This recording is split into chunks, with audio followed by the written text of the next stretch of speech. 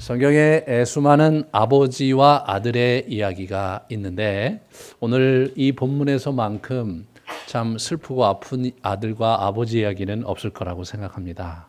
아버지의 그 미흡함으로 말미암아서 상처 입은 아들이 완전히 망가져서 죽음에 이르고, 그리고 그 아들을 보는 아버지는 무너져 가슴이 찢기는 이야기, 그 이야기가 오늘 이야기입니다.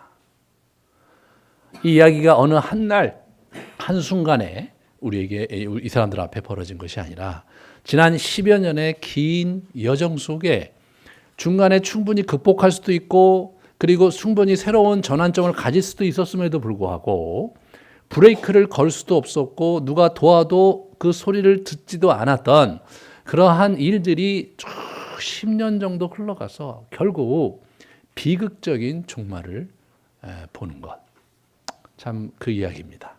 여러분과 제가 어떻게 우리의 인생을 잘 분별력 있게 살아야 되는가를 곱씹으면서 이 이야기의 결말을 주목할 수 있기를 바랍니다.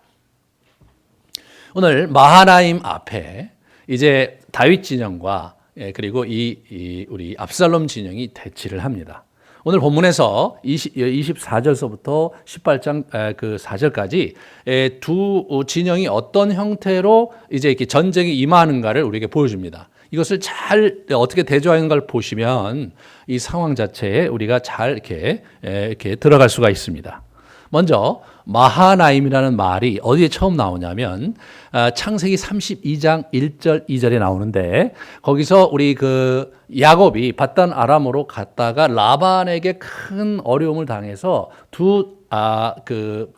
부인과 그리고 아들들을 데리고 도망을 나왔습니다.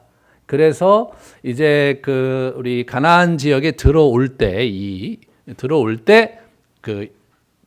천군 천사들이 자기를 이렇게 억어하고 지켜 있는 것을 보면서 그곳 이름을 마하나임이라고 했어요. 마하나임의 뜻은 두 진영이다, 그런 뜻입니다. 그러니까 재미난 것은 이 두 진영이라는 마하나임의 그 의미가 오늘 새로운 차원으로 두 진영이 대치하는 국면으로 간 문학적 장치가 거기에 있는 걸 보게 됩니다. 그래서 먼저 우리는 이 압살롬 진영의 위세 당당함을 우리가 좀 같이 보겠습니다. 24절, 17장 24절을 보시면, 이에 다윗은 마하나임에 이르고 압살롬은 모든 이스라엘 사람과 함께 요단을 건넜다, 이렇게 나옵니다. 모든 이스라엘 사람과 함께 요단을 건넜다. 그런데 이것을 그 전쟁하는 상황에서 이렇게 보시면 우리 그 18장 이제 7절이군요. 거기서 이스라엘 백성이 다윗의 부하들에게 패하매 그날 그곳에서 전사자가 많아 2만 명이 됐다, 이렇게 나오는데, 이스라엘 백성이 누구와 싸웠냐? 다윗 진영의 다윗의 부하들과 싸웁니다. 그러니까 지난번에 제가 말씀드렸듯이 지금 다윗에게 모든 지파가 등을 돌린 거예요. 그래서 적극적으로 또는 이렇게 뒤에서 관망하면서 압살롬 편에 서서 다윗이 망하는 것을 기대하고 있는 겁니다. 다윗 진영에는 누가 있냐면 다윗의 부하들과 측근들과 그리고 자신의 용병밖에는 없는 거예요. 이 전쟁의 비참함이, 그리고 이게 상황이, 전국이 이렇게까지 가도록 우리 다윗이 그렇게 어렵게 살았던 거죠. 지난 10년을 사실은 그 밧세바 사건 이후로 흔들렸고, 그리고 암논과 그리고 이제 우리 암논이 다말을 이제 겁탈하면서 벌어진 그러한 가정에 들이운 그늘과 어려움이 자기의 감정선의 어두움에 꽂히면서 이 사람이 한 마리 짐승처럼 지난 10년 동안 그 감정의 어두운 골짜기를 헤어나오지 못하고 살았던 겁니다. 이것이 다윗의 비극입니다. 이런 부분에서 우리가 이제 참 이 다윗이 굉장히 어려웠겠다라는 생각을 하지 않을 수 없죠.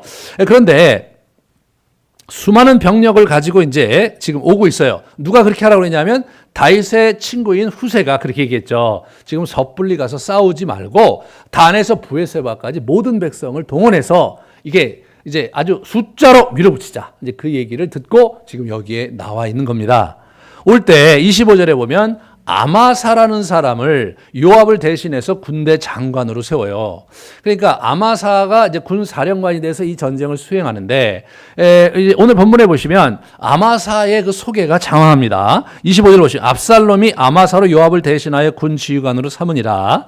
아마사는 이스라엘 사람 이드라라 하는 자의 아들이라. 이드라가 나하스의 딸 아비갈과 동침하여 그를 낳았으며, 아비갈은 요압의 어머니 수리아의 동생이었다, 이렇게 나옵니다. 그러니까 수리아의 이모의 아들인 거예요. 그러니까 요압의 이모의 아들인 거예요. 예. 근데 이 수리아는 다시 말해서 다윗의 또 이모거든요. 예. 그러니까 그 집안에서 이제 이렇게 한 건데, 이 요압과 아비새가 이제 우리 군대 장관으로서 군 지휘권을 총괄하고 있었거든요. 근데 이제 그 군 지휘관들은 다 어디로 가 있냐면 좀 다윗 진영에 가 있어요. 근데 여기는 군대는 많은데 지휘자가 없어. 지휘관이 없단 말이에요. 지휘관이 없는데 누구를 택했냐면 아마사를 택했는데, 아마사가 뭐냐면 그 집안 사람인 거예요. 네? 이 수리아 집안, 그런 그 다윗과 수리아 집안 사람의 중에서 괜찮은 사람을 세운 거예요. 여러분, 코드 인사를 한 겁니다. 네? 코드 인사를 한 거예요. 그런데 이 사람의 경력을 우리가 쭉 살펴보면요, 아무런 경력도 없어요. 네? 전쟁에 나가서 이 사람의 이름이 나온 적도 없고요. 뒤에 가면 다윗의 용사들의 명단이라든가 다윗의 관료의 명단에 아마사가 등장을 안 합니다. 이 사람이 여기에 처음 등장하고, 그리고 20장 반란이 일어났을 때 요압이 아마사를 죽이는데 그때 두 번째 나타나고 안 나와요. 그러니까 이 사람은 뭐예요? 이 사람은 군을 통솔해 본 경험이 없는 사람인데, 이게 이제 아마사가 그런 인물로 해서 그냥 완전히 그 인산인해로서 거대한 병력이 요단을 건너서 이 마하나임이 보이는 어떤 그 평지에 이들이 진을 친 겁니다.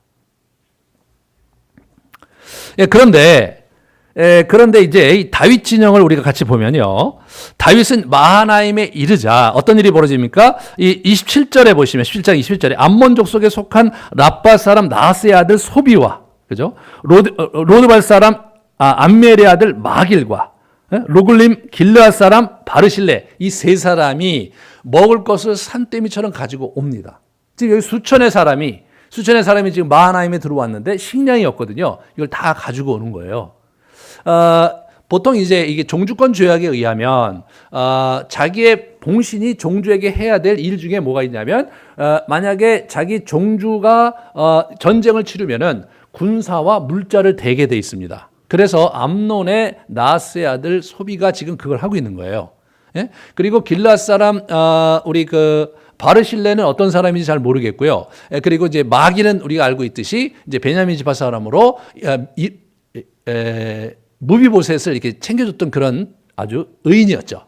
이런 사람들이 힘을 모아서 지금 온 거예요. 아마 뭐 요압이나 이런 사람들이 이제 수배를 했겠죠. 뭐 이들이 알아서 왔다기보다는 그들의 어떤 관계에 근거해서 가져오라고 했겠죠. 왜냐하면 하루에 먹어 치울 양식이 보통 많은 게 아니니까. 그래서 그걸 물자를 이렇게 공급을 합니다. 이게 지금 굉장히 조직적으로 움직이고 있다는 것을 이렇게 보여주는 거예요.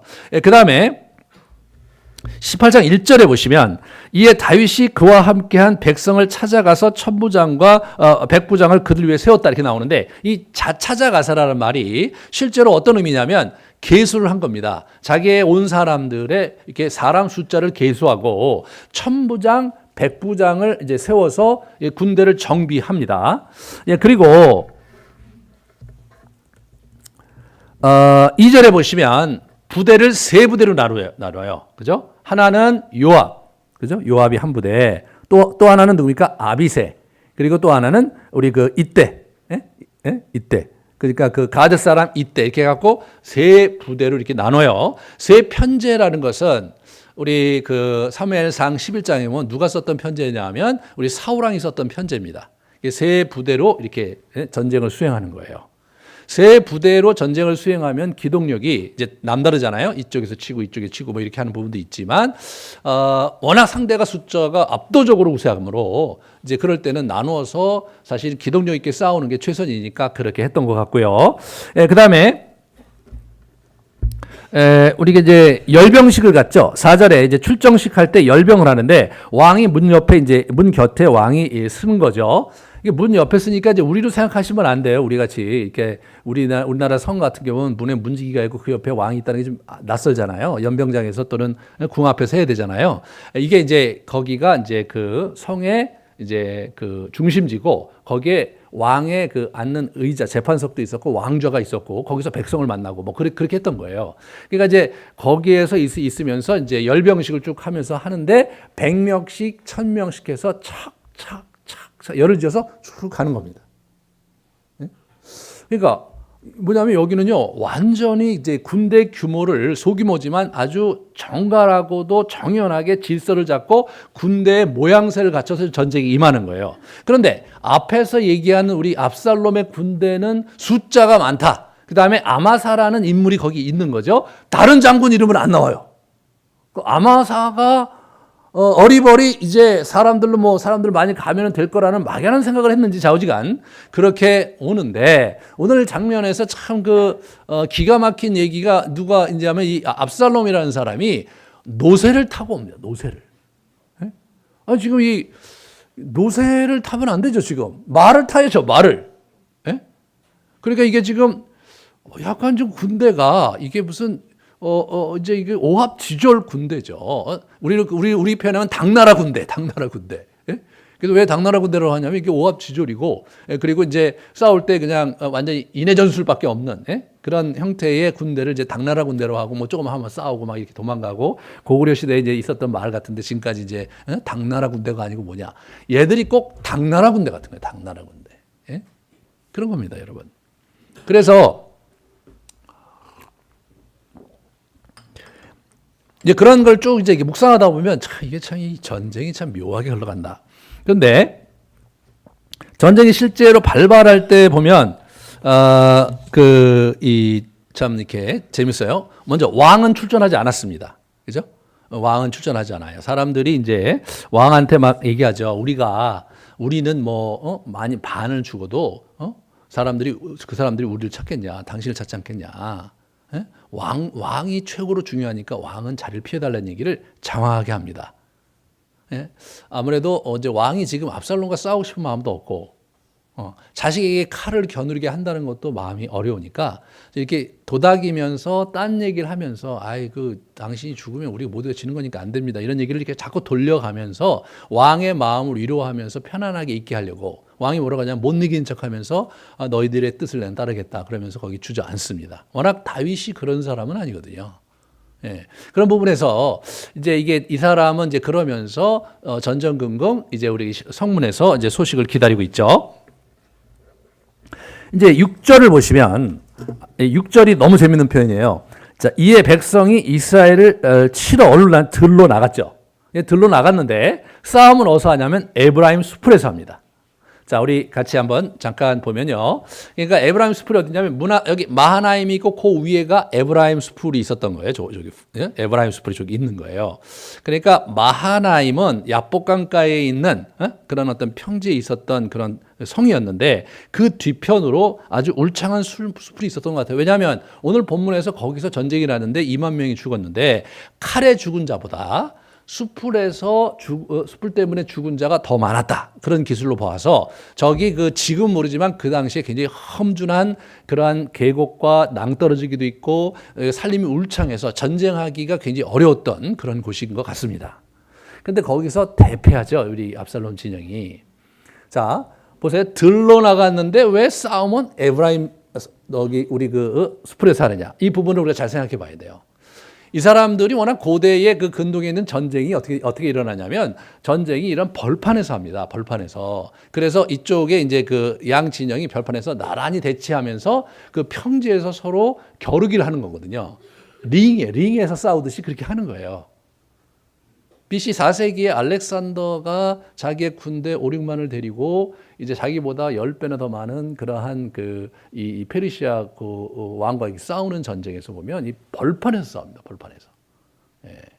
이제 그렇게 벌판에서 싸워서 이 알렉산더가 이기면서 이제 상황이 완전히 역전이 되는 장면이 보여지는데, 예, 그렇고요. 실제로 블레셋과 이스라엘 싸우는 장면에서 보면 어떻게 되냐면 저 북쪽에 이 이스라엘 평지가 있었는데 평지에서 많이 싸워요. 길보아 산에서 전투하다가 우리 사울이 죽었는데 그게 평지에 있는 저쪽에 있는 산이에요. 그러니까 전투가 평지에서 주로 일어나는 거예요. 그러니까 훨씬 더 페어 플레이를 하는 거죠. 예, 서로 보면서 이렇게 싸우는 거죠. 그리고 나서 이기면은 그 성을 취하는 그런 형태로 전쟁이 일반적으로 일어났기 때문에 고대 전쟁이라는 것은 좀 약간 그런 낭만이 좀 있었던 것 같아요. 낭만이. 예, 요즘은 뭐 그냥 너무나 그냥 복잡하고 테러도 있고 막 거의 이제 굉장히 힘든 가운데 있는데, 자, 저 때 그렇게 된 거죠. 자, 그러면 왜 저기서 지금 싸우고 있느냐? 저기서 싸우는 건 뭐냐면 이 다윗의 신하들의 입장에서는 절대 수적인 열세잖아요. 압도적인 숫자가 저기 있는 거죠. 그러면 평지에 쫙 상대의 군대가 평지에 쫙 진을 치고 있어. 자기들이 이제 척척척 열을 맞춰서 가긴 했는데 이게 뭐 싸울 엄두가 안 나지 않았습니까, 이게. 예? 이걸 어떻게 일당 100일 싸워야 되는데 그것을 이기는 것은 사실은 고대 전쟁에서 큰 무리거든요. 그러니까 제가 보기에는 이들이 평지에서 싸워서는 승산이 없겠다고 판단을 했던 것 같고, 그래서 싸우는 척하다가 이렇게 우리가 삼국지 같은 데서 보면 이렇게 지는 척하고 뒤로 쭉 도망을 하잖아요. 그러면서 이제 이 사람들 쭉 보면은 뒤에서 숨어있던 매복했던 군사가 협공을 하는데 아마 그런 비슷한 전술을 쓴 것이 아닌가 싶어요. 세대로 나눠서 이제 그래서 뭐 일부는 이제 숲으로 숨어 있고. 그죠? 일부는 이제 거기서 싸우는 척 하다가 뒤로 이렇게 빠지면서 숲으로 도망가고 그렇게 되는 겁니다. 그런데 거기 만약 아히도벨이 있었다면 나팔을 불어서 군대를 물리자고 했을 거예요. 왜냐하면 저 숲에 들어가서 어떤 일이 벌어질지 모르고 거기서는 많은 군대로 싸우는 것이 굉장히 불리한 조건이니까 만약 그 숲이 어떤지 모르면 군대를 물린 다음에 그 다음에 척후병을 보내서 거기 상황을 파악하고 전쟁을 하는 곳인가를 본 다음에 들어가야 되는 거죠. 근데 아히도벨이 없습니다. 지금 옆에 누가 모사가 있었겠어요? 후세가 있었겠죠. 후세는 뭐 어떻게 합니까? 후세는 다윗에게 불리한 그러한 코치는 전혀 할 리가 없잖아요. 그죠? 그럼 뭐 와 하고 몰려가면은 어떻게 됩니까? 그냥 가만히 있었겠죠. 가만히 있었을 거예요. 그런데 그러면 그 상황을 주시하면서 나팔을 불어서 군대를 뒤로 물려야 될 사람이 누구냐? 아마사죠. 아마사가 그냥 거기 자기 자리에 앉아갖고 거기서 이렇게 한 건데, 참 재미난 건 뭐냐면요. 이제 그 전쟁이 그렇게 끝나면서 우리 압살롬이 이제 도망을 가다가 누구를 마주치냐면 우리 다윗의 신하들을 마주치면서 이제 가는데, 그때 이 사람이 도망가다가 막 질겁을 해갖고 이쪽으로 도망가다 어떻게 되냐면 나무에 걸립니다. 이 목이 걸려갖고 그래 그 대롱대롱 매달리거든요. 그런데 일단 그 상황이 되면 어떻게 되냐면 호위무사들이라든가 거기 그 옆에 누가 있어야 돼요? 호위무사가 있고 아마사가 있어야 돼요. 아마사가. 근데 이 사람이 혈혈단신 지금 노새를 타고 달리고 있는 거예요. 나중에 이제 요압이 와서 이제 그 사람을 저 왜 저렇게 놔뒀냐 그러면서 이제 자기 창으로 이제 가슴을 찌르는데, 그러니까 옆에 있던 호위무사 10명이 그를 죽이죠. 그런 식으로. 그게 고대 전쟁에서 굉장히 중요한 거 아닙니까? 왕이 있으면 옆에 호위무사가 있고, 그리고 군대 장관이 옆에 그 왕을 이제 계속해서 옆에 있으면서 그러면서 이제 위기 상황이 있다면 장군을 이렇게 장수 하나를 딸려서 그래서 이제 그를 보호하는 그런 형태로 가야 되는데, 이게 전쟁에 ABC가 안 돼 있는 거예요. 저 같은 사람도 아는 얘기를. 이게 전쟁이 이게 진짜 이게 오합지졸인 거예요. 말이 안 되는 어처구니 없는 전쟁을 하고 있는 거예요, 지금요.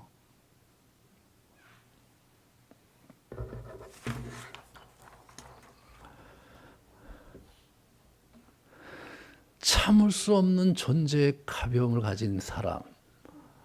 이게 이 압살롬이야, 압살롬. 야, 이 참 기가 막힙니다, 이 사람. 예.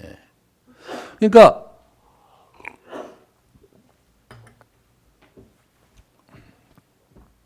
이 사람이 지금 노새를 타고 옵니다. 이게 그러니까 제가 볼 때 이 압살롬이라는 친구는 사실 전쟁을 별로 해본 경험도 없고, 근데 자기가 보기에도 이게 지금 인산인해를 하고 막 지금 파죽지타로 가고 있으니까 자기는 이길 거라고 생각을 했겠죠. 그러니까 노새를 타죠. 예? 노새를 타고 전쟁을 하고 싶고, 자기는 전쟁이 아니라 평화의 그런 왕으로서 말이에요. 이렇게 유유자적하면서 그러면서 이제 굿이나 보고 떡이나 먹으려고 이렇게 이제 다녔던 것 같아요, 이 친구가. 그죠? 이렇게 다녔던 것 같아요. 참 기가 막힌 거예요. 그러니까 이게 뭐예요? 이게 다 그냥 허세고 허영이고, 그러니까 아버지를 이제 이렇게 해갖고 자기가 왕권을 쟁탈하려는 그런 욕망은 있었고, 이제 그 일을 도모하긴 했는데, 실제로 뭐냐면, 역량이 너무 딸려요. 예. 그러니까 그 나라를 짐지고 갈 역량이 아주 근처에도 못 미치는 거죠. 이 사람은 뭐예요? 스타일리스트예요. 아무도 없고 노새를 타고 갔으니까 여러분 상상을 해보세요. 고대 전쟁에서 이게 막 전쟁을 하는데 왕이라는 사람이 이 노새를 타고, 여러분 구약 전체에 전쟁할 때 왕이 노새 타는 얘기가 안 나오고 이 사람은 혼자 노새 타는 사람이에요.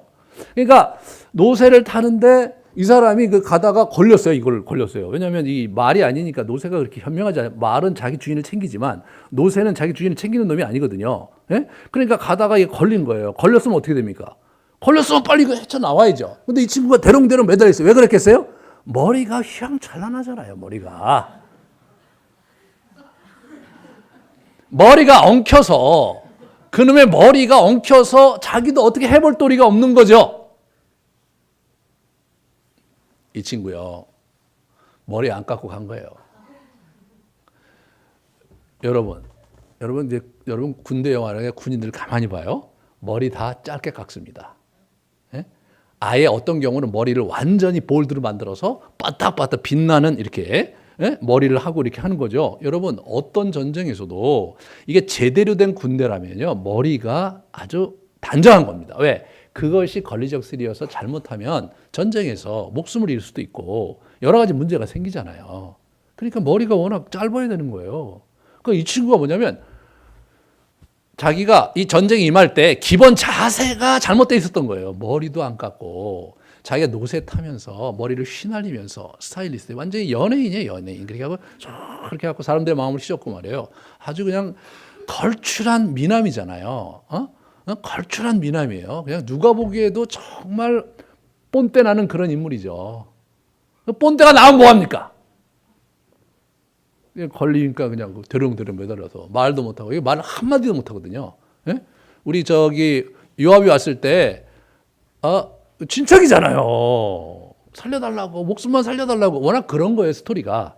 그 전에 목숨만 살려달라고. 그러니까 그 아버지가 지금 자기를 챙기고 있는 걸 아는지 모르지만 일단 목숨을 챙기고 훗날을 도모해야 되잖아요. 근데 아무 소리도 못하고 있는 거 왜 그랬겠어요? 새파랗게 질린 거죠. 그죠? 한마디 말도 못하고 거기서 낙담해서 달려있다가 요압이 던지는 창에 가슴을 맞고, 그리고 요압의 수하에 있는 군대들에 의해서 쳐 죽였다고 나와요. 그러니까 엄청나게 이제 짓밟아서 죽인 거죠.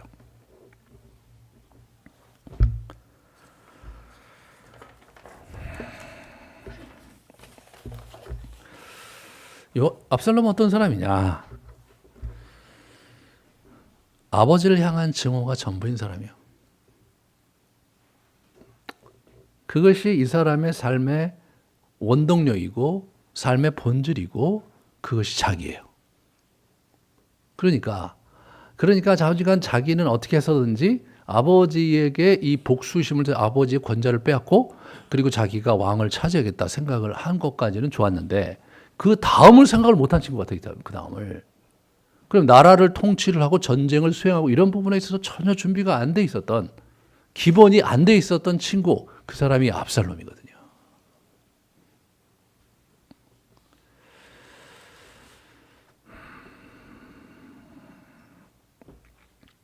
그러니까 이제 우리가 이렇게 상처 입은 그런 영혼들이 갖고 있는 어려운 문제가 뭐냐면, 분명히 피해자로, 이 사람 피해자잖아요. 아버지가 제대로 아버지 역할을 못해서 아들이 상처받고 아버지를 지금 미워하고 여기까지 온 거잖아요. 이게 피해자입니다, 이 사람이.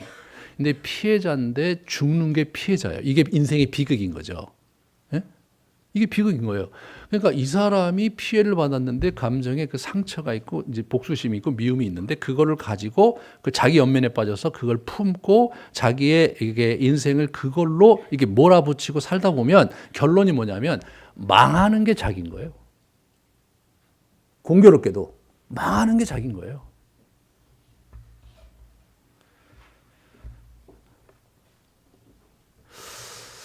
참 그렇게 인생이 망가지는 거죠. 참 저도 이렇게 사람들을 이제 만나고 이렇게 이제 상처 있는 분들을 만나서 상담하고 권면하면서 제가 이제 이렇게 안타까운 게 그거예요. 피해자인데 그런데 망하는 게 피해자인 거예요. 가해자는 잘 살아. 근데 피해자는 아주 그냥 무너져 내려 있어요. 그것 때문에 늘 허덕이고.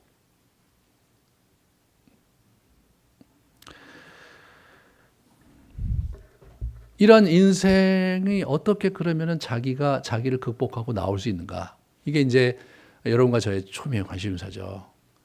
성경에 보면 말씀의 원리를 가지고 예수 그리스도를 붙들고 이렇게 나와야 가능한 거거든요. 말씀의 원리에 자기의 감정을 통합하면서 그것을 예수 그리스도의 사랑에 의지해서 그걸 이렇게 나와야 되거든요. 그걸 못 나오면 그 어둠 속에 갇혀 삽니다. 예? 그 예수님이 그래서 오신 거잖아요.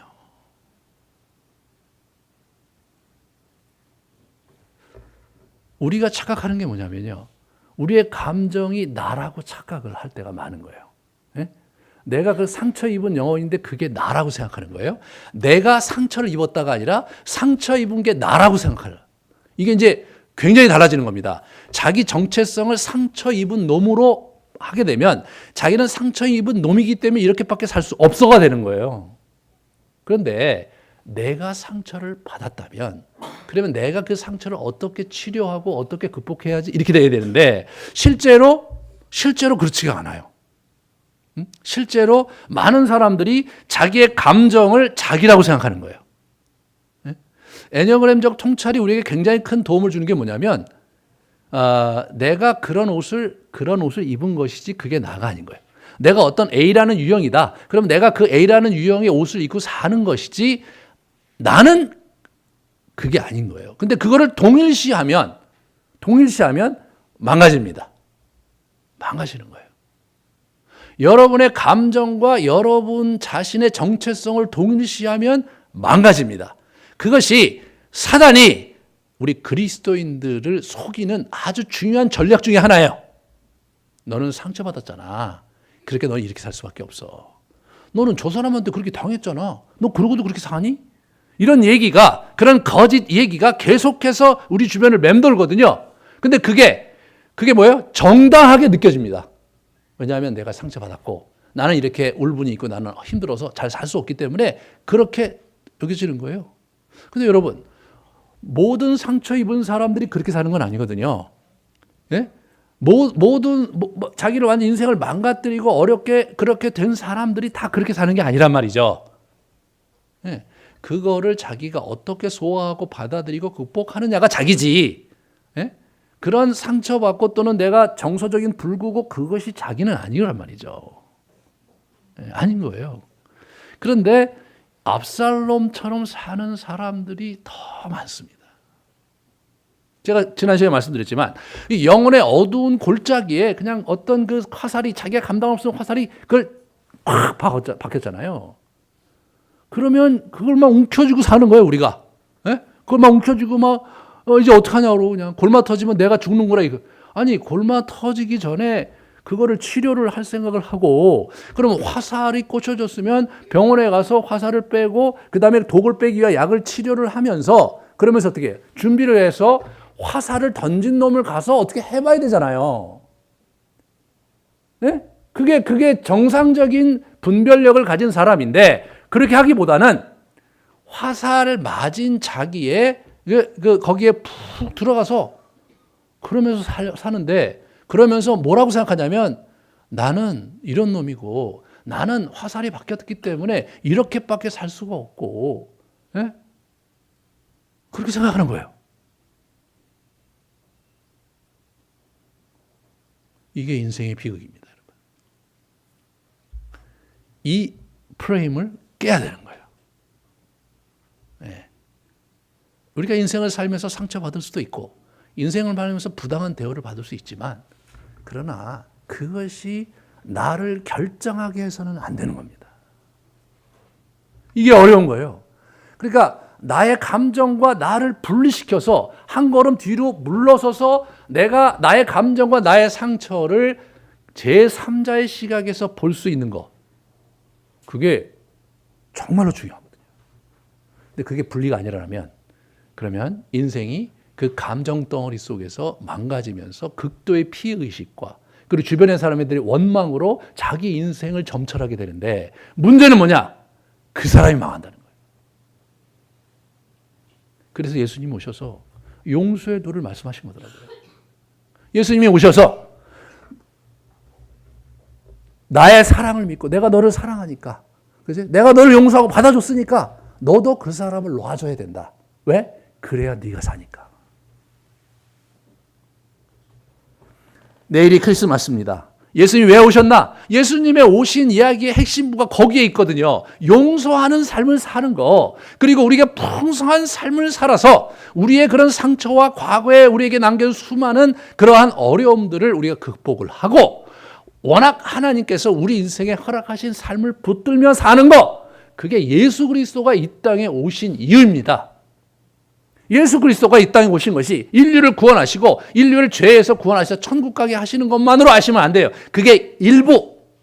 2부는 뭐냐? 우리의 삶을 회복시키시고 풍성하게 하셔서 이 땅에 자신의 분복을 누리고 살게 하시는 거. 이게 2부입니다. 신앙생활을 1부만 해갖고는 안 되고요. 1부, 2부를 다 붙잡고 신앙생활을 해야 정말로 성경에서 얘기하는 기독교를 신봉하는 겁니다.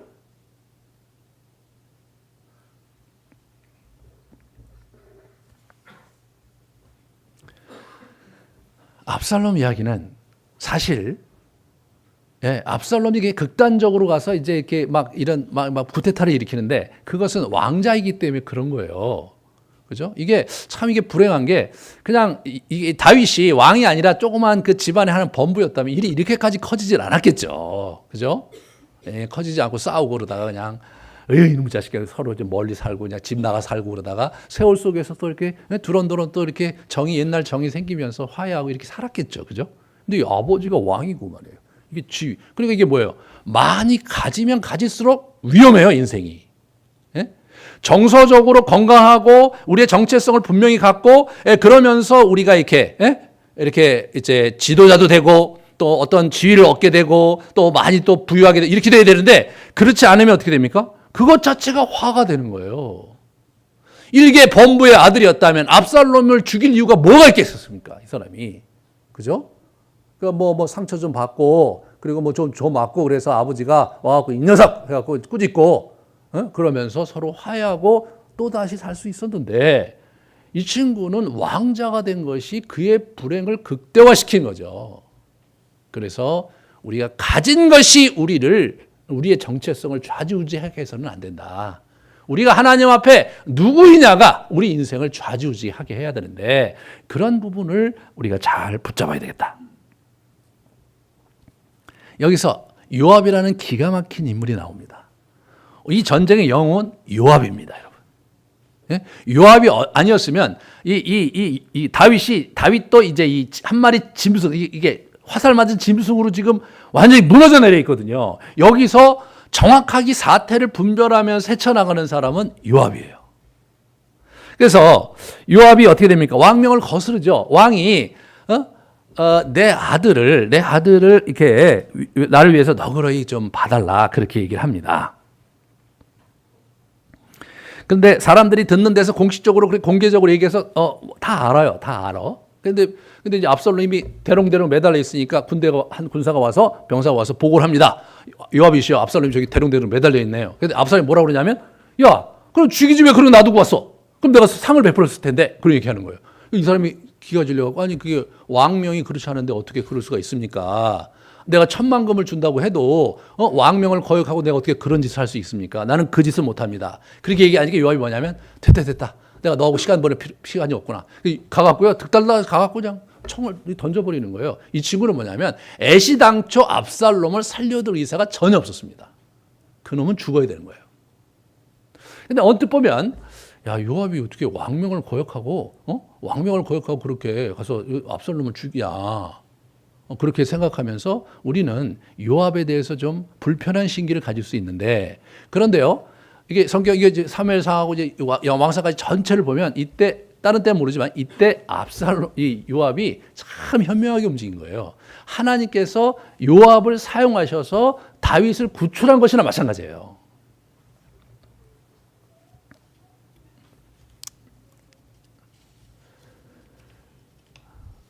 지금 뭐가 문제냐면 이 압살롬의 구테타는 단지 압살롬과 다윗 부자지간의 갈등이 아닌 거예요. 그죠? 지금 뭐가 있습니까? 요 압살롬 뒤편에 온 이스라엘의 지파들의 그 세력들이 압살롬의 뒤에 쫙 깔려 있거든요. 그런데 생각해 보세요. 아히도벨이 처음에 계략을 냈을 때 전쟁에 자기가 나가겠다 그랬지 우리 압살롬을 데리고 나가려고 하지 않았어요. 그죠? 그것은 뭘 의미하느냐? 아히도벨이 생각하기에 이 사람은 전쟁에 나가면 권리적이긴 하지 쓸모가 없는 친구예요. 그냥 궁에 있는 게 나아. 그렇게 생각한 거예요. 오늘 본문에서 그 아히도벨의 통찰이 적확했다는 것을 우리가 볼 수가 있어요. 이 사람은 전쟁에 나오면 안 돼. 예? 그 권리적들이 여기서 압살롬이 죽지 않았으면 우리가 또 다른 찬스가 있을 텐데 압살롬이 죽어버리니까 일이 끝나버리잖아요. 그렇다면 무슨 얘기가 됩니까? 지금 10지파 북이스라엘 10지파를 넘어서서 절대 다수의 지금 약간 유다 지파는 관망세 이렇게 지켜보는 겁니다. 이게 적극 가담자는 아닌 것 같고요. 그런 형태로 지금 쭉 뒤에 있는데 지금 요압은 뭘 보는 거냐면 그들을 보는 거죠. 그들을. 예. 지금 뒤에 있는 친구들을 보는데 이 사람들이 압살롬을 지지하는 거냐? 아니죠. 다윗을 반대하는 거죠. 이게 명백한 거예요. 그 사람도 압살롬의 됨됨이를 알고 이 사람이 지금 젊은이 얘기가 나오는데 20대 후반에 30대 초반이에요. 전쟁도 한 번도 안 해봤어. 이 친구가 왕이 돼봐야 제대로 할 리가 없고 수많은 전쟁을 이 큰 제국을 이 친구의 역량과 이 친구의 지도력으로 어림도 없는 거죠. 그럼에도 불구하고 왜 압살롬 뒤에 섭니까? 압살롬 뒤에서 명분은 없고 아버지를 죽이고 그 다음 뭐예요? 그 다음에 압살롬 처리하면 되죠. 실제로 20장에 보면 압살롬이 이제 이렇게 죽고 나서 이제 이렇게 편이 갈라집니다. 북이스라엘에게 편이 갈라지는 장면에서 세바라는 사람이 이 베냐민 지파 사람이 나타나갖고 이 다윗 전선의 기치를 들 때 나머지 이스라엘 지파가 다 그 비그리 아들 세바 편에 서서 반란을 일으킵니다. 그들은 압살롬이 중요한 게 아닌 거예요. 예? 그들은 다윗 정권을 무너뜨리고 싶은 사람들인 거예요. 이러한 정치적인 현실을 우리 이 요압이 정확하게 읽어내고 있는 겁니다.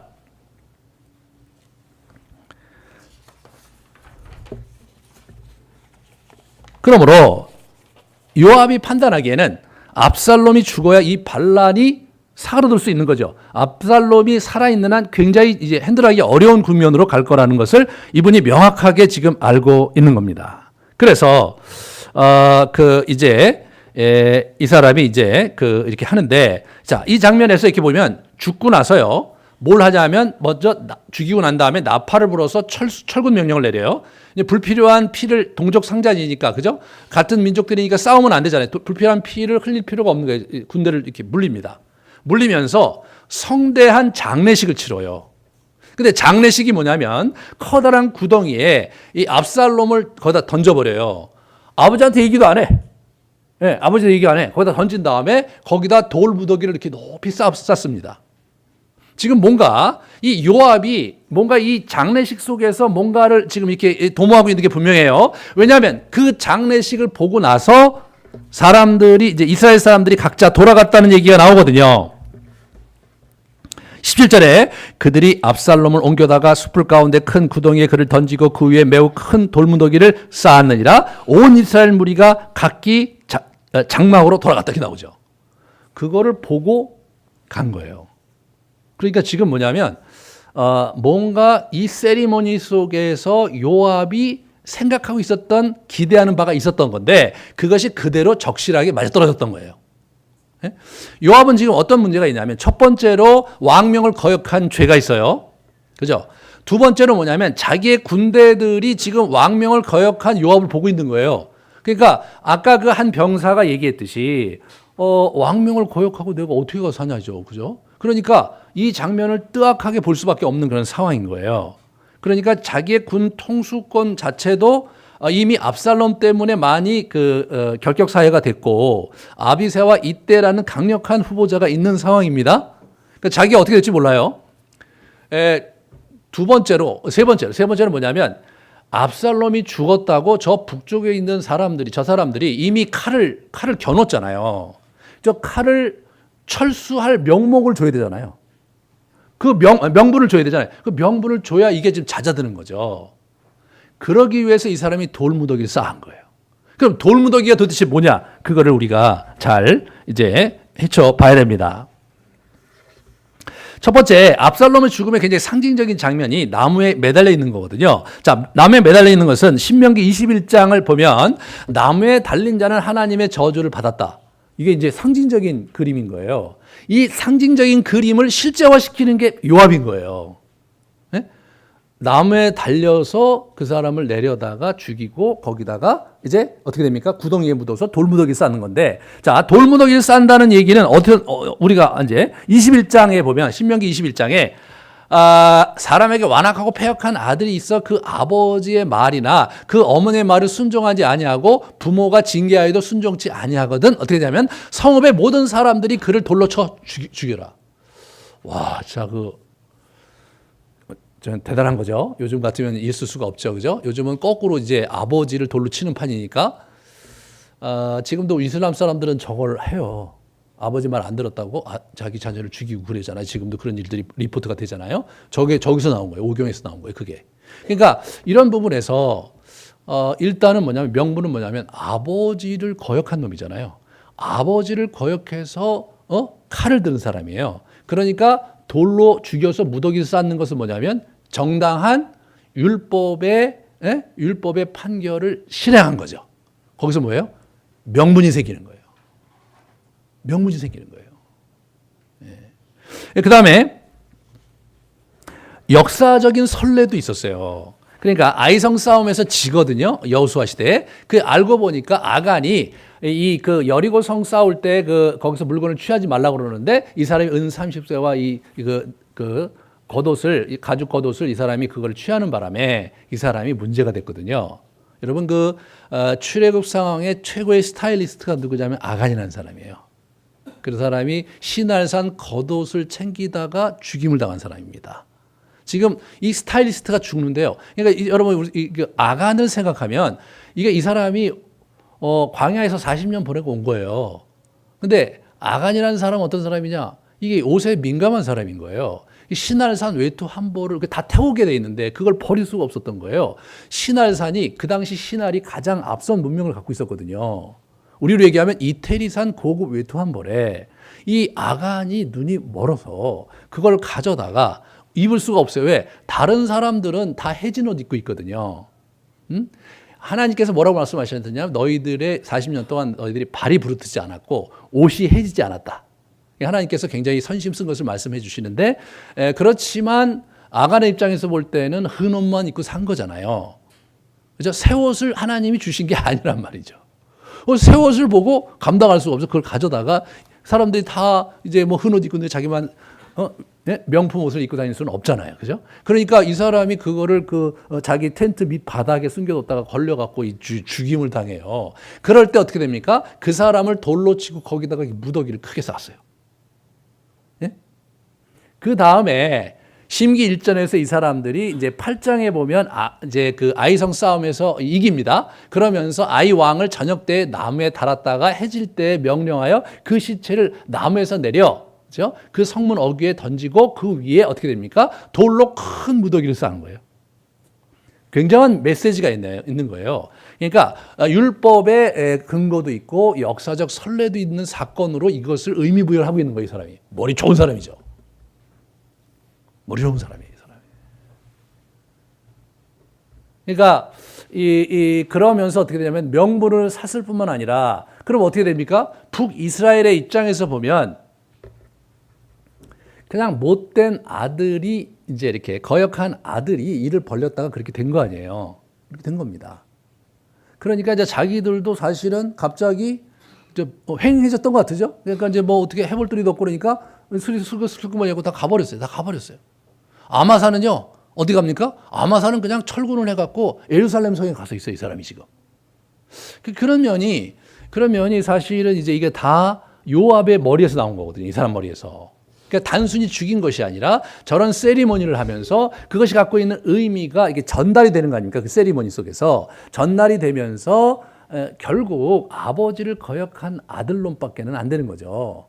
예? 그러면서 아간처럼 아이성왕처럼 그 하나님의 저주를 받아서 죽은 놈으로 실제로는 어떻게 되냐? 반역한 사람들이 그 당시 문화 속에서는 그거를 이렇게 나무에 걸어서 효수하는 게 그 당시 문화였는데 그렇게 안 하고 저렇게 함으로써 메시지를 열 지파에게 보내고 그리고 다윗에게도 할 말이 있도록 자기가 이걸 만든 거예요. 이 사람이 그 죽일 때 이미 생각하고 죽인 거죠. 네? 뒤처리를 어떻게 해야 된다는 걸 알고 죽인 거예요. 왜? 그걸 뒤처리 잘못하면 그 화가 자기에게 오는데요.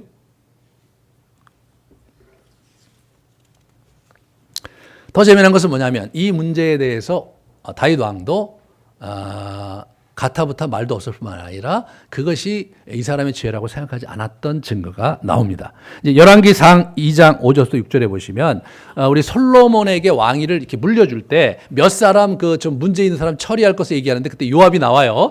요압이 내게 행한 일 곧 이스라엘 군대의 두 사령관 네레 아들 아브넬과 이에델의 아들 아마사 12장 저기 다음 장에 저기 20장에 죽이거든요. 아마사에게 행한 일을 내가 알거니와 이렇게 얘기하죠. 그가 그들을 죽여 태평 시대의 전쟁의 피를 흘리고 전쟁의 피를 자기의 허리에 띤 띠와 발에 신은 신에 묻혔으니 내 지혜대로 행하여 그의 백발이 평안히 수월에 내려가지 못하게 해라. 그렇게 얘기를 합니다. 이 사람이 이제 그 다윗도 여기서 지금 요압을 죽여야 될 이유 중에 어떻게 보면 압살롬이 들어가 있어야 될 것 같은데 압살롬이 빠져요. 요압이 죽인 것은 압살롬을 죽인 것은 요압이 정당했다는 것을 다윗도 받아들였다는 것을 의미하는 겁니다. 예. 이렇게 해서 저기 두 사령관 아브넬과 그리고 예델의 아들 아마사를 죽였고 네 형 압살롬도 죽였다 이렇게 나왔어야 되는데 그게 빠진 거죠. 결국 어떻게 되는 겁니까? 우리 압살롬만 슬퍼지는 거죠. 그래서 18절에 이렇게 나옵니다. 그가 살았을 때 자기를 위하여 한 비석을 마련하여 세웠으니 이는 그가 자기 이름을 전할 아들이 내게 없다고 말하였음이라. 그래서 자기 이름을 기점하여 그 비석의 이름을 붙여 비석이 왕의 골짜기에 있었다. 그 왕의 골짜기가 이제 어디냐면 예루살렘 근처거든요. 그 왕의 골짜기에 자기의 비석을 세운 거예요. 아마도 이 구테타를 도모하기 전에 이 구테타가 실패할 경우에를 대비해서 자기의 이름을 후세에 남기기 위해서 거기다가 자기의 기념비를 세웠던 것 같아요. 네? 정말 쓸쓸한 기념비만이 압살롬의 이야기를 전달해 줄 뿐 그의 인생은 허망하게 그죠? 빈 껍데기가 되어서 죽었습니다.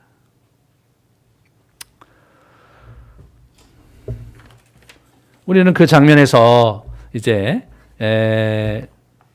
또 다른 짐승 우리 다윗을 보게 됩니다.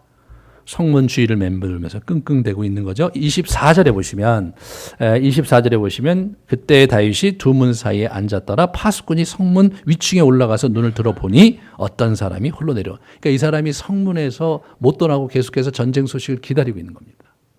네? 보시면 이때 그 심리 묘사가 너무 재밌게 돼 있어요. 사독의 아들 아히마아스의 그 시각으로 이게 그려지는데요. 아히마아스가 이제 그 얘기를 듣자마자 요압에게 압살롬이 저기 장례식을 치르자마자 이 소식을 전하게 해달라. 그랬더니 요압이 말립니다. 야 가지 마라. 지금 왕의 아들이 죽었으니까 네가 좋을 게 하나도 없다. 여러분 1장에서 사무엘하 1장에서 자기에게 그 사울이 죽였다는 소식을 가져온 친구가 있었어요. 아말렉인이 있었는데 그 친구 죽이거잖아요.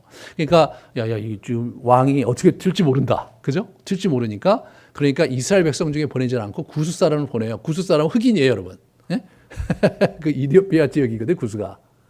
딱 봐갖고 흑인을 불러다가 네가 가라. 그 왜 그래요? 잘못하면 죽거든요. 잘못하면 죽어. 그러니까 이제 이 사람이 구스 사람이 네 그리고 이제 절을 하고 이제 열심히 갑니다. 아마사 계속해서 아무쪼록 나를 보내달라. 야 너 가면은 너 좋을 거 아무것도 없어. 이제 한사코 정말 가겠다 나는. 그래서 아무쪼록 한사코 강청해서 이 사람이 갑니다. 근데 이 사람이 왜 가고 싶었냐면 오늘 이렇게 본문에서 보면요 이 장면을 우리 그 다윗이 어떻게 반응할지가 무척 보고 싶었던 것 같아요. 무척 보고 싶었던 것 같아요. 그래서 이 사람이 어떻게 되냐면 지름길로 가갖고 구수인보다 먼저 도착을 합니다. 먼저 도착을 해요. 그때도 장면이 너무 재밌는 거예요. 위에 이제 이게 이제 그 보초가 있으면서 왕이여 멀리 한 사람이 뛰어옵니다. 아, 소식을 가져오는가 보다. 조금 지다가 왕이여 두 번째 사람도 뒤에서 오는데 그러냐? 그러고 기다리고 있다가 왕이여 맨 앞에 뛰는 사람이 사독의 아들 아히마스입니다. 아, 그래. 그 사람이 선한 사람이니까 좋은 소식을 가져오는구만. 이렇게 되게 합니다. 좋은 소식을 기다리고 있었어요. 그런데 이 다윗이 얘기한 좋은 소식은 뭐냐? 아들 소식입니다. 그래서 아히마스가 와서 왕이시여 왕의 대적들이 패퇴했습니다. 좋은 소식을 전합니다. 왕이 그러냐? 정말 수고 많았다. 그런데 내 아들은 이렇게 나오는 게 아니라 거기에 대해 가타부터 아무런 코멘트가 없어요. 내 아들 압살롬 어떻게 됐냐? 그 아히마스가 어떻게 돼요? 험짓했겠죠. 얼마 만에 잘 모르겠는데요. 올 때 저쪽에 사람들이 웅성 있었는데 자기는 모르겠는데요. 다 얘기하는 거예요. 이 친구 눈치 굉장히 빠른 놈이죠. 그러니까 이제 다윗이 있다가 야 비켜 너 일로 와. 저 오니까 그래서 이 친구 옆에서 딱 거기 보면 거기서 가만히 지켜보는 걸로 나옵니다. 그래서 이제 구수인이 이제 달려오잖아요. 왕이시여, 당신의 대적들이 오늘 패퇴했습니다. 왕이 그 아무런 얘기도 안 그래. 압살롬 어떻게 됐냐? 왕이시여, 왕을 대적하는 자는 그 청년 압살롬처럼 되기를 원합니다. 그런 얘기를 하는 거예요.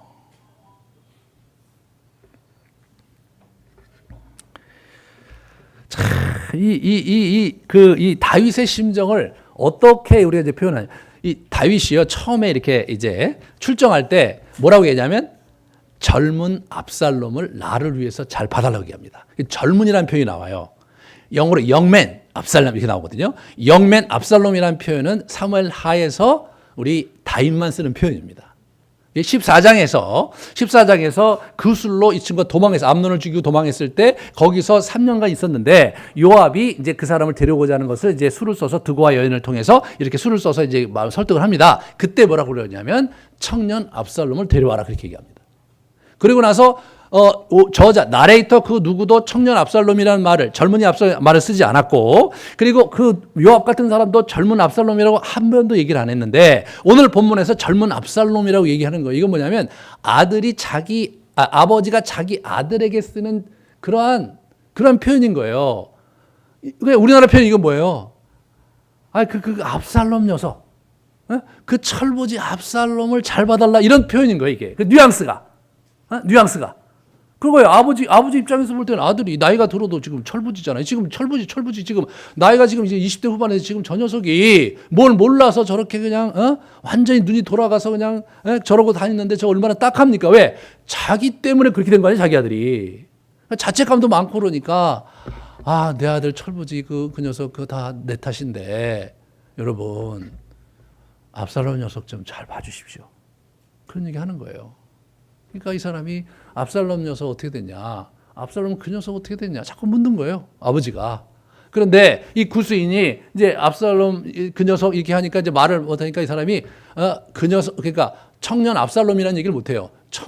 그 청년이 그러니까 당신을 대적하는 사람이 그 청년과 같이 되기를 원합니다. 그렇게 얘기하는 거예요.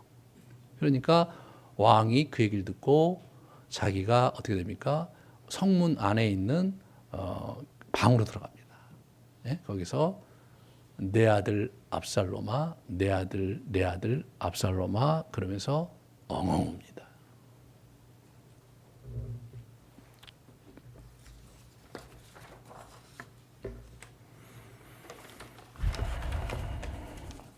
여러분 내 아들 이렇게 하니까 좀 이렇게 어감이 좀 우리한테는 좀 잘 안 맞죠? 이게 히브리어로 보면 이렇게 보면 베니 압살롬 이렇게 된 겁니다. 베니가 마이 선이거든요. 내 아들이에요. 베니 아들이고 네가 이제 그 어미가 이제 나의 이렇게 들어서 베니 압살롬 베니 압살롬 베니. 이게 이제 다윗이 한 말이에요. 베니 압살롬 베니 압살롬 이게 우는 거예요. 막 우는 거예요. 다윗이 정말 모든 것을 잃어버리는 장면이죠. 이겨서 뭐합니까? 그죠? 차라리 내가 죽었으면 좋았을 텐데. 베니 압살롬 네가 죽었구나. 그러니까 이 다윗이 참 기가 막힌 거죠. 좀 기가 막힌 겁니다. 다음 시간에 할 그 19장에 딱 보면 요압이 그 얘기를 듣고 뭐 와갖고 막 화를 냅니다. 지금 그러면 어떻게 되냐? 여기 있는 사람들이 그 압살롬과 싸워서 자기 목숨을 걸고 싸웠는데 와갖고 그 사람들을 위로하고 뭐 하는 거냐? 만약 압살롬이 살았으면 우리가 죽었을 거 아니야? 막 이렇게 하면서 사람들이 당신 옆에 오늘 밤 그렇게 있으면 남아 있을 사람이 누구냐? 막 화를 확 냅니다. 그때 이제 와갖고 이렇게 성 앞에 이제 성문에서 있고 있어요. 사람들이 왕이 성문에 앉아 계시다 그러니까 뭐 몰러오는 그런 형태로 이제 그 다음 장면이 진행이 됩니다. 이 사람이 뭐예요? 완전히 비틀거렸던 거죠. 완전히 비틀거린 거예요. 그러니까 압살롬도 한 마리 짐승이었는데 다윗도 한 마리 짐승이었던 거예요. 두 마리 짐승 얘기입니다. 이 부자가 서로의 얽히설키 맞은 그런 그 내면의 그 상처와 갈등을 해결하지 못한 두 부자가 그 감정의 소용돌이 속에서 헤어나지 못하고 10년을 뭉개다가 여기까지 온 거란 말이에요, 이게.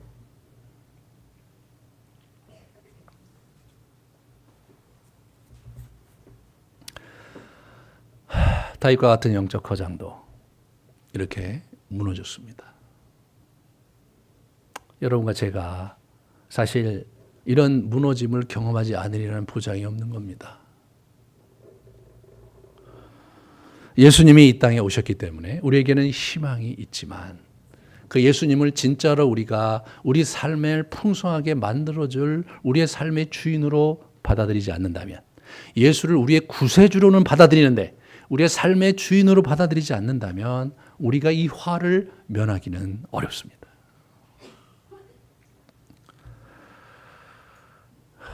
다윗이 이제 여기서 무너지는데 다윗의 인생이 여기서 끝난 게 아닙니다. 다윗이 이렇게 망한 것이 아닙니다. 다윗이요 19장부터 다시 시작합니다. 이것이 3부 이제 이 다윗 이야기가 3부로 흘러가는 건데요. 다윗의 위대함이 저는요 여기서 다시 일어난다는 게 참 위대한 거라고 생각합니다. 50대 중후반이 넘어서 60대 초반인지도 몰라요. 이 사람이 그 상황에서 모든 것을 잃었거든요. 자식, 가정 다 망가졌죠. 예, 자기 위신 다 떨어졌죠. 리더십 완전히 무너졌죠. 그 다음에 정치적으로 볼 때 절대 다수의 11지파가 자기 반대편에 섰죠. 예, 그런 처절한 순간에서 이 사람이 거기서 그렇게 무너지지 않고 그 사람이 일어납니다, 여러분.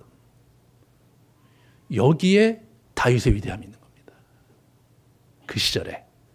그래서 우리가 다음 시간부터 다윗이 어떻게 일어나는가, 구정 전까지 다윗의 마지막 편을 우리가 보면서 이 연말 연시 속에서 여러분이나 저나 별로 낫지 않은 인생을 살고 있는 거잖아요. 다윗처럼 우리가 일어나야 되겠는데, 다윗은 예수님 없이도 일어났습니다. 왜? 그 사람은 평생 쌓은 내공이 있었던 사람이에요. 맨날 시 쓰고 노래하고 찬양하고 있던 사람이에요. 그러니까 그가 하나님의 은혜로 일어났는데, 여러분과 저는 뭡니까? 예수 그리스도가 있으므로 다윗보다 훨씬 쉽게 일어날 수 있습니다. 그것이 여러분과 저의 소망이고, 그것이 예수 그리스도가 오신 크리스마스의 의미입니다. 우리가 이 어려운 상황 속에서 우리의 내면의 문제 때문에 무너져서 우리의 인생을 더 어둠의 나락으로 굴러떨어지게 하지 말고 예수 그리스도를 붙잡고 다시 힘을 얻어서 나아가야 되는데, 그 나아가는 길을 다윗의 이야기 후속편에 이 열왕기 여기가 아니라요, 역대상의 그 후속편이 이어집니다. 이 사무엘하는 이렇게 망한 것으로 접어요.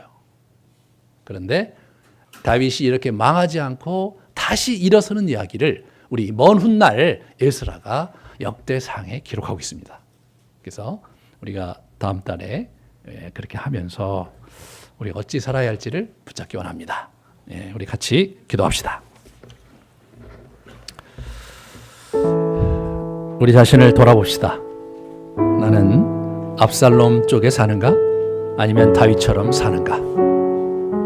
돌아보시면서 하나님께 여러분의 심정을 토로하고 정말 이런 일들을 이제 털어내고 일어날 수 있게 해달라고 같이 구하는 시간 갖겠습니다. 기도하시겠습니다. 이제는 우리 가운데 오셔서 진정한 생명의 길로, 그리고 구원의 길로 우리를 나아가게 하신 예수 그리스도의 사랑과 어찌할지라도 참으로 우리를 붙잡으시어서 당신께서 작정하신 축복을 부여잡게 하시기 원하시는 당신의 열심과 그리고 무너진 저희들 가운데 위로와 회복의 기회를 주시고 길을 열어주시는 성령의 역사하심이 이 자리에 고개 숙인 우리 귀한 성도님들과 무너진 심령들과 우리의 아이들과 그리고 우리의 가정과 그리고 이 교회 위에 이제로부터 영원토록 함께 있을지어다. 아멘.